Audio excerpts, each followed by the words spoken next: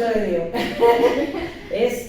a nosotros también al principio nos costó, pero ya van 10 años, va a ser 10 años ahora del nuevo código, que ya no está el nuevo. Pero es responsabilidad parental, no es tenencia, cuidado personal. Presten atención a eso, no usar términos. Cada tanto hay algún término que se escapa, que bueno, puede pasar, pero responsabilidad parental es muy para decir familia potestad. Bueno, hoy juntó Maca 2 clases porque por esta que nos tuvieron, no me acuerdo qué era, paro, feriado o algo por el estilo, que era lo de la colonia de Montes de Oca y sexualidad. De colonia de Montes de Oca vamos a ver menos claramente de lo que hubiéramos visto y teníamos toda la clase, pero hay una materia que, si a ustedes les interesa, hay una materia que se basa en la investigación que se hizo en la colonia de Montes de Oca, que se llama Enfoque Antropológico de la Discapacidad. Por eso. Así que cualquier cosa lo preguntará ella, todo lo que quieran saber. No. Bueno, ¿se acuerdan que yo el otro día les decía esto de las mujeres con discapacidad intelectual, sobre todo con discapacidad intelectual, que son abusadas fácilmente o con más frecuencia y que tienen hijos? Bueno, cuando SEDA hizo la investigación en la colonia Montes de Oca, en algún momento leí el librito, que es así, y lo tiene en el web. Él entrevista a varios pacientes internos. Y hay uno de ellos, que en el libro está apodado Tito, que tiene un alto nivel de autonomía, es uno de los que sale fuera de la colonia, que trabaja, que se genera un ingreso. Y él le cuenta a SEDA que él había tenido un hijo con otra interna y que nunca más habían sabido nada de ese niño. Entonces ahí se empieza a preguntar al personal y también tiene algunas entrevistas con algunas de las mujeres. Él la investigación la hizo en Pabellón de Varones. Pero bueno, pudo charlar con algunas mujeres. Y efectivamente le confirmaron, tanto desde el personal de la colonia como las mujeres con las que habló, que era la práctica habitual que los niños que nacían de las mujeres que estaban así internadas eran dados en adopción automáticamente. O sea, el mismo juez que intervenía en las curatelas y que había ordenado las internaciones, cuando ellas estaban embarazadas, esos niños nacían, se declaraban en toda la estabilidad, se entregaban en adopción plena, y aunque los curadores apelaban la decisión para que fuera una adopción simple, para lo que vimos el otro día, el mantenimiento del contacto, la respuesta era negativa. Y eso fue así por años. Esto no es solo algo, bueno, la colonia de Montes de Oca es muy claro, es probable que lo mismo o algo similar suceda en otro tipo de instituciones, y no solo de acá, no solo de la Argentina. Hay algunas cosas en lo que tiene que ver con discapacidad que son bastante universales. Hoy eso creo que mínimamente puede haber cambiado. Un poco por esto de la adopción plena flexibilizada, de esta conciencia un poco mayor de la adopción simple y de empezar a pensar en los derechos que efectivamente tienen las personas con discapacidad. Un poco se puede haber flexibilizado, además de que hoy no existe este mecanismo de internación tan fácil. Antes era, no sé si fácil, pero no era algo tan difícil decir, bueno, tengo este familiar en tal situación, entonces yo no lo puedo cuidar, pido una internación y se me internaba de por vida. Entonces, eso pasaba en la colonia de Montes de Oca. A mí me pasó algo muy, qué sé yo, no sé, llamativo, que una vez fui a dar una clase sobre este tema a la Universidad Favaloro. Da un posgrado en discapacidad. Da un posgrado de salud y en discapacidad. Nosotros teníamos las materias de discapacidad. Yo voy a dar este tema, hablo de esto y levanta la mano una chica y me dice, yo trabajo en la colonia Montes de Oca. Me dice, y lo conozco a Tito, que no se llama Tito. Lo conozco a Tito. Me dice, y aún hoy, SEDA hizo la investigación en el 2006 y 2008, o 2005 y 2008, ¿no? Que aún hoy, bueno, o hace 2 años que fue cuando yo tuve esta clase, aún hoy sigue contando lo mismo, que él tuvo un hijo con una interna y que nunca más supieron nada de ese hijo. Me dice, pero ella, porque él indica quién es la mujer, ella no tiene registro, ella no recuerda ni haber estado embarazada, ni haber tenido un hijo. Entonces ahí vamos a esos casos que hablábamos el otro día, de que a veces es muy complejo pensar que van a poder criar a un hijo incluso con apoyo, cuando ni siquiera hay un registro de lo que está pasando. Eso, pero los dos tienen la misma discapacidad intelectual. Tito evidentemente tiene, no sé cuál es el diagnóstico, pero tiene un alto nivel de autonomía, de uso del lenguaje, y ella no. Y ella no.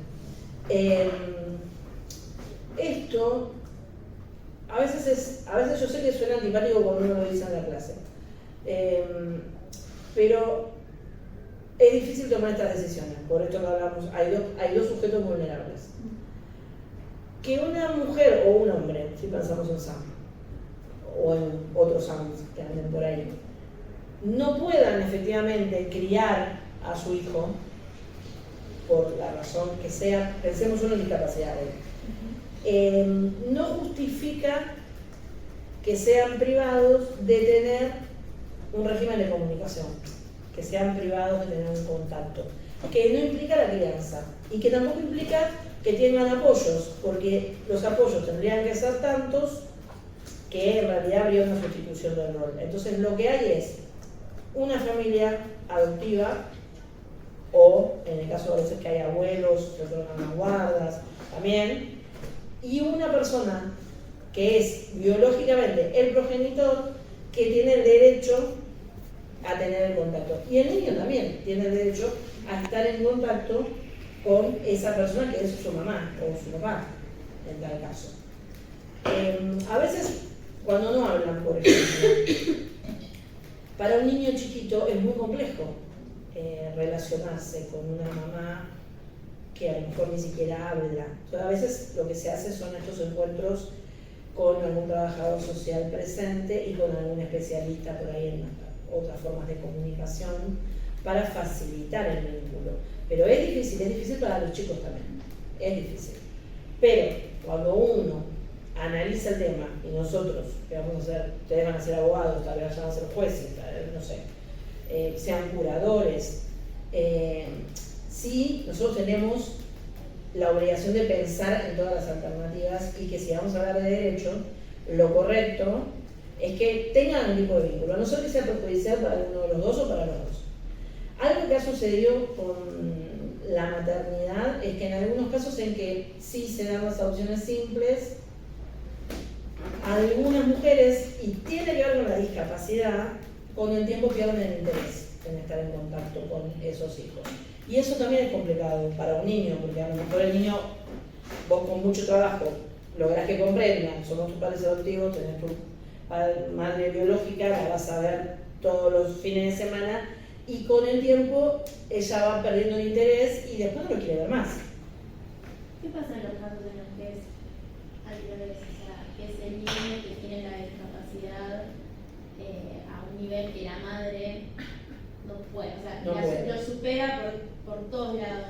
Bueno, ahí pasa lo que vemos. Puede pasar que los den en adopción o intenten darlos y a veces los abandonan. O se ocupa alguien de la familia, si hay suerte de que haya una familia dispuesto a hacerse cargo. Podría ser un familiar apoyo de ese niño.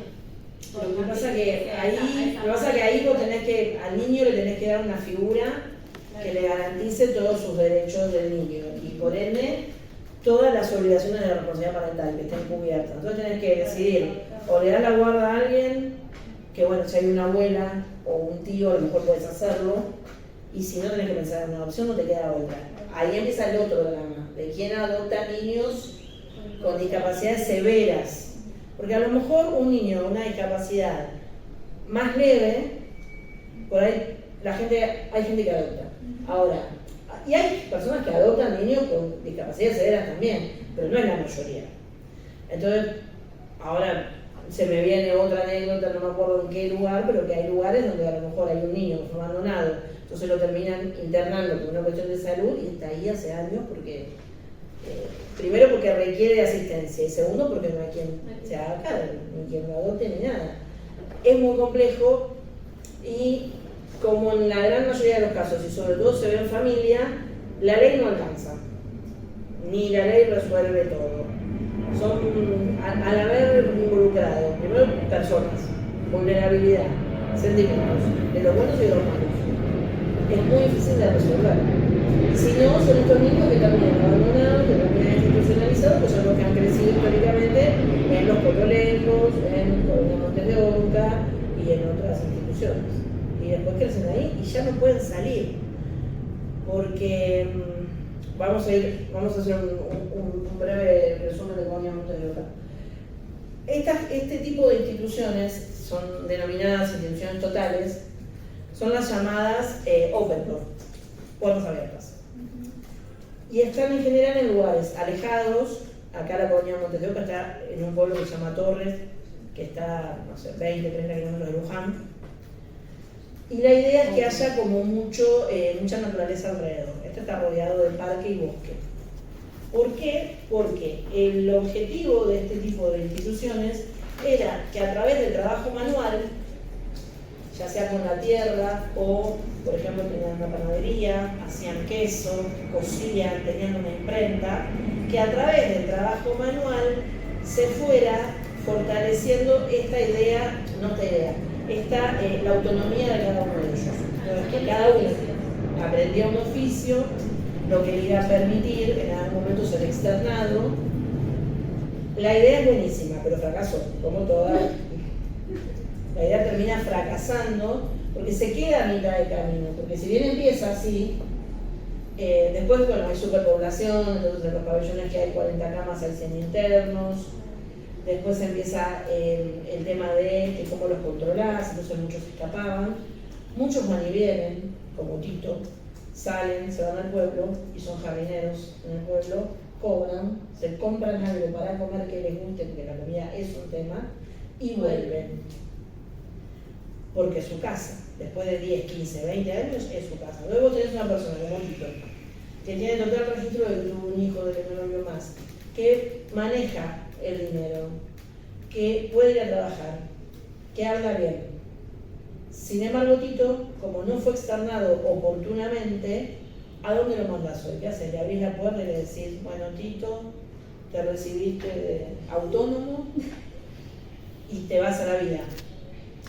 Como no se trabajó eso lo suficiente, bueno, yo les diría que probablemente la mitad de las personas que estaban internadas en la Colonia Montes de Oca podrían haber sido externadas y tener una vida fuera de la colonia autónoma.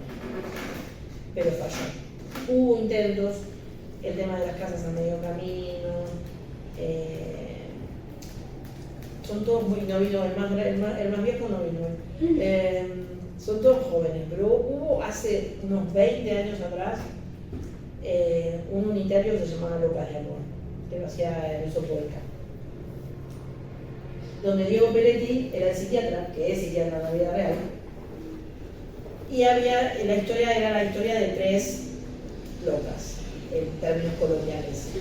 Una tenía trastorno obsesivo compulsivo, la otra bipolaridad y la otra no me acuerdo, y mostraban el proyecto de las 3 externadas a las que se les suministraba una casa, se les daba dinero para que administren la casa, paguen los impuestos, compren la comida, con el seguimiento del psiquiatra. Eso está sacado de algo que sucedió en la realidad y que no sé si en algunos lugares todavía no se hace.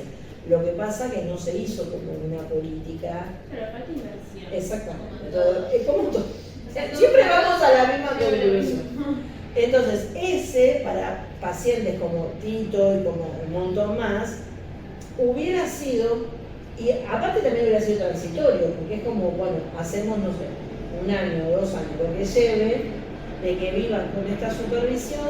Bueno, con las patologías psiquiátricas siempre van a requerir de asistencia médica, porque en general necesitan medicación siempre.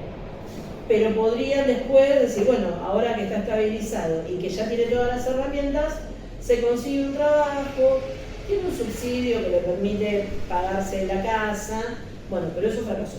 Entonces la gente terminó, no les digo el anciano, pero sí desde muy chica internada en la colonia Montes de Oca y viviendo ahí toda su vida.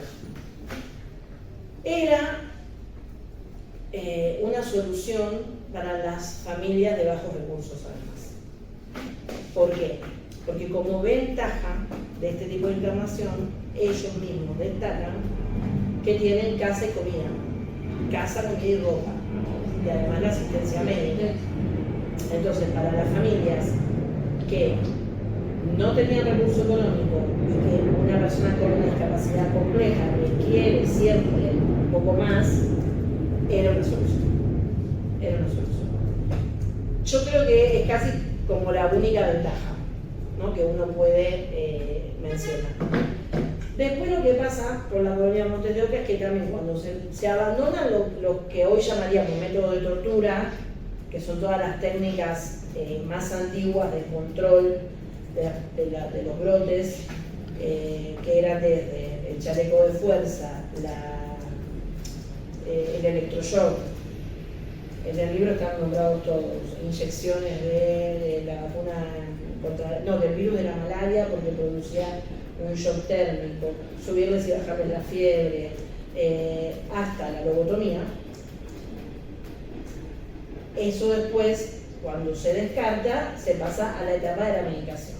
A ver, no está mal medicar a una persona con una patología si esa medicación es justamente para que tenga una buena calidad de vida. Lo que pasa es que hay un momento cuando vos tenés 700 tipos con distintas patologías, no será cuestión de control. Claro, ya empieza a ser como una medicación más de que tengámoslos quietos.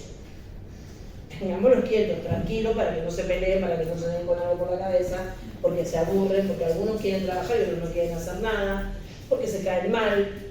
Lo que puede pasar en cualquier convivencia con el condimento de que hay patologías mentales e intelectuales. Entonces, ahí cuando la medicación por ahí se pasa o se sale del control, puede llegar a ser vista como algo malo. Y en realidad no es ni malo ni bueno, a veces es necesario y tiene que ver con justamente mejorar la situación de vida. Una persona con esquizofrenia requiere de medicación, hasta que se invente algún tratamiento alternativo. Bueno, ¿vieron Una mente brillante? Una película vieja, la visual. El matemático Nash, él aparentemente, por lo que cuenta en la película, él logra controlar su esquizofrenia sin la medicación, porque la medicación también le hacía mal. Porque es un caso. Es un caso. Pero bueno, la medicación no es el monstruo tampoco. Todo. No, perdón. No. No, que quería preguntar algo sobre esto que decías con la alimentación, como la que terminaba haciéndolo, que era una manera más de controlar que de ayudar. Y justo antes de eso te iba a preguntar algo medio relacionado, como qué pasa con las personas que tal vez, como este Tito, que tienen un poco más de autonomía y pueden ser más independientes, más allá de la medicación, además convivir con gente que tal vez no tiene tanta autonomía. ¿Termina pasando que se nivelan para abajo? No, lo que o sí, tal vez, pero lo que pasaba, que es algo, que esto por ahí es lo más rico de la investigación. En una institución total, como que se uniforma, ¿no? Sí. Entonces todos tienen la misma ropa, todos toman la medicación a la misma hora, todos comen lo mismo, como que una cosa muy, ¿no? Es lo mismo que sean Juan, Pedro, Tito, a 1, 2, 3. Pese a esto, lo que surge en la investigación es cómo subsiste la subjetividad y cómo se tejen diferentes lazos sociales. Entonces, lo que pasa es que se establecen liderazgos. Entonces, los que son como Tito son los vivos. ¿Por qué? Porque hablan, porque ganan plata que les permite comprarse una comida diferente a la que les dan, que puede ser un bife o una milanesa. Entonces ellos hacen como una jerarquía, los vivos, dicho por ellos, no por mí, y los tontitos. Entonces los tontitos son estos que tienen discapacidades aún más complejas y que por ahí, si ven las imágenes, están desnudos, mírenlo el PowerPoint si no lo miraron, desnudos, tirados en un rincón y capaz están todo el día ahí. Y la desnudez no tiene que ver tanto con el descuido de las autoridades, sino que hay algo en las patologías psiquiátricas e intelectuales que les molesta la ropa y se desnudan. Y se desnudan. Vos lo podés vestir y se desnudan. De hecho, hay algunas clases de autismo en las que, por ejemplo, los niños no soportan que le caen en la cabeza. Esto y el ruido es una tortura. Entonces, los padres tienen que inventar formas de que nada, que caiga así. Entonces, lo de la ropa puede ser que en un caso sea descuido, pero no es solo descuido, es como algo que se reitera en todos lados, que tienden a quitarse la ropa. Entonces, los tontitos son esos que no hacen nada, no hablan, no salen, tal vez ni se visten y no hacen nada. Después en la colonia hay talleres de juegos para rehabilitación, entonces ahí trabajan, por ahí esos que están todo el día tirados es muy difícil porque ni siquiera van, pero hay un intermedio que mejora a través de las actividades lúdicas y pedagógicas y actividades muy de jardín de infantes incluso, uno podría decir, ¿no? De pintar, de contar, de escuchar música, de tirarse al piso y dejarse tocar o decir imaginen tal cosa. Entonces, no es que empeora, las jerarquías están... Pero eso pasa en todas las instituciones. En todas las instituciones. Es como la cárcel también. Siempre es como la cárcel. Lo que sí sucede, los que por ejemplo están muy mal vistos, son los chorros. Miren, los bienes escasos en la colonia son el azúcar, la yerba, los cigarrillos, por sobre todas las cosas. Entonces el que tiene yerba, azúcar y cigarrillos ya también está en otra posición de privilegio. ¿Qué hacen ellos? Si los venden. Sí, pero no. Utilizan el trueque. Y el trueque es cognitivamente una operación complicada. Entonces eso es lo que también habla de el nivel cognitivo que tienen a pesar de la medicación y a pesar del encierro. Entonces, pues supongamos, vos tenés familia y te viene a visitar y vos le pedís que te traigan todo lo que te gusta. Vos decís, tráeme alfajores de chocolate, tráeme alfajores de maicena, tráeme pasta floral, tráeme factura, siempre más cosas dulces, tráeme sándwiches de miga, tráeme azúcar, yerba y cigarrillo. Vos probablemente todo eso te comas un poco y después lo intercambies con el que no le trajeron yerba o a vos no te trajeron azúcar y lo van intercambiando. Pero a la vez lo que sucede es que, sobre todo a los que son más débiles por su discapacidad, a algunos les roban las cosas. Entonces, ese que es señalado como el chorro y la pasa mal, porque ellos no denuncian dentro de la colonia, pero lo castigan ellos. Físicamente o no, porque bueno, SEDA no lo presenció, pero sí sabe que esos tienen como ojo porque son los chorros. Y son castigados y señalados como chorros. Es como todas las instituciones totales, sí, es igual que todas las instituciones totales. Pero bueno, si en algún momento lean aunque sea el capítulo el de vida cotidiana. Porque por ahí en la vida cotidiana cuenta un poco más lo que hacen, el liderazgo por ahí también. Entonces la colonia, si bien tuvo una buena intención, termina saliendo como todas las instituciones, siendo bueno, de hecho viven ahí todavía, hoy Montes de Oca funciona como un centro de salud, pero todas esas personas que estaban ahí, ¿a dónde van a ir? Sí, a estar ahí. Porque además a muchos la familia los dejó internos, pues se murieron, no fueron nunca más. O sea que viven ahí, es su casa. No los puedes sacar. No los puedes sacar. ¿Qué haces ¿A dónde los vas a llevar? No tendrían herramientas. Imagínate que quiere decir, bueno, toma, te doy plata para que tomes el colectivo. Hace 30 años que está encerrado en una casa quinta. No tienes las herramientas hoy. Y la verdad es que después de 25, 20 años de encierro, es muy difícil lograr que una persona genere autonomía, por no nada suficiente como para vivir sola.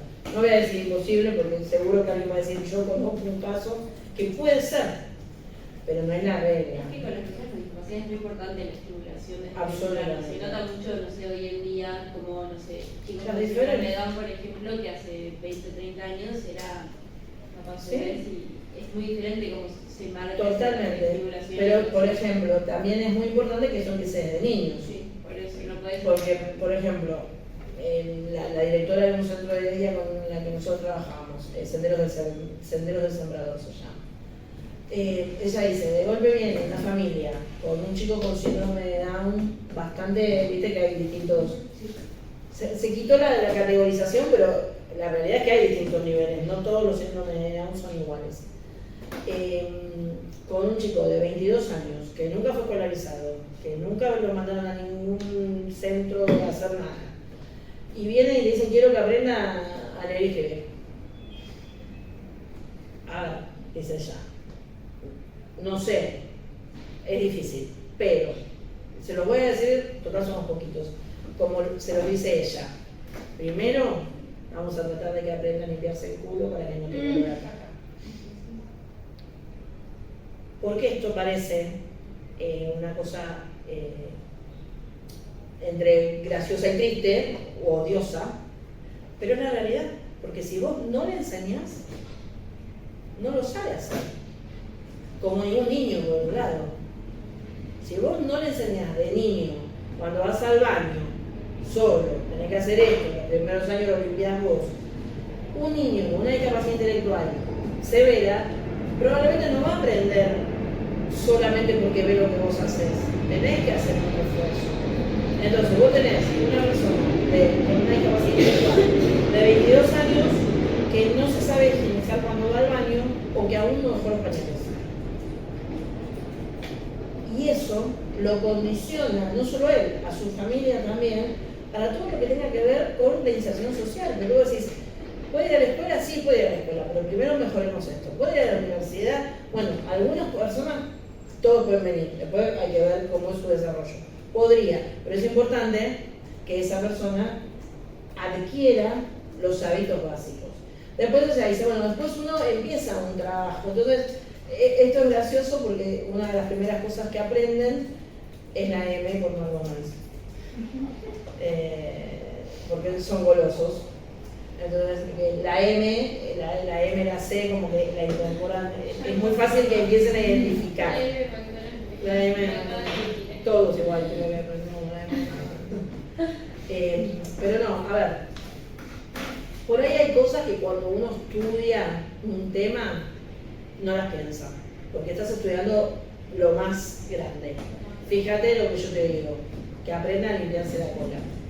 Yo tuve un alumno en esta materia que tenía un hijo de 18, 19 años con un autismo bastante importante. Y él me dice, logramos que deje de usar pañales hace un año.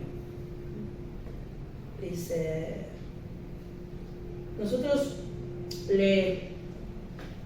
dice, yo tuve, no sé, no me dijo el tiempo, pero como que fue mucho tiempo que él le decía, bueno, vamos al baño. Entonces lo sentaba en el inodoro y con la tablet o el celular.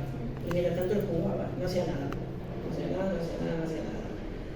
Se paraba y hacía así hasta que logró que aprenda. Cuando él logró que aprenda, y cuando más allá de que a veces por ahí tengan que usar pañales, pero una cosa es que usen pañales y tengan el registro, pero otra cosa es que usen pañales como los bebés, que si no está el adulto pendiente, entonces dice, a partir de ese momento pudimos empezar a ir a los cumpleaños familiares, sin estar pensando todo el tiempo en si va a haber olor, si va a incomodar o no.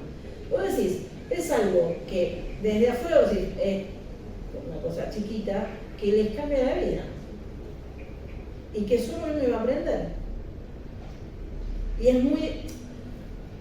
Las diferencias, o sea, lo complejo de la discapacidad intelectual es esto, de las cosas más sencillas que no pueden hacer. ¿Por qué es complicado que ejerzan la maternidad o la paternidad?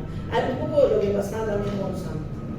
Porque, por ejemplo, vos tenés que ir a trabajar y a tu vida, de todo tu ciclo. Te pones el despertador, suena, lo apagás, te quedan 10 minutos, te levantás, te bañás, te preparas el desayuno, decidís qué ropa ponerte. ¿Cuánto te lleva? Media hora los que lo hacen muy rápido, 2 horas los que pierden mucho tiempo como yo, pero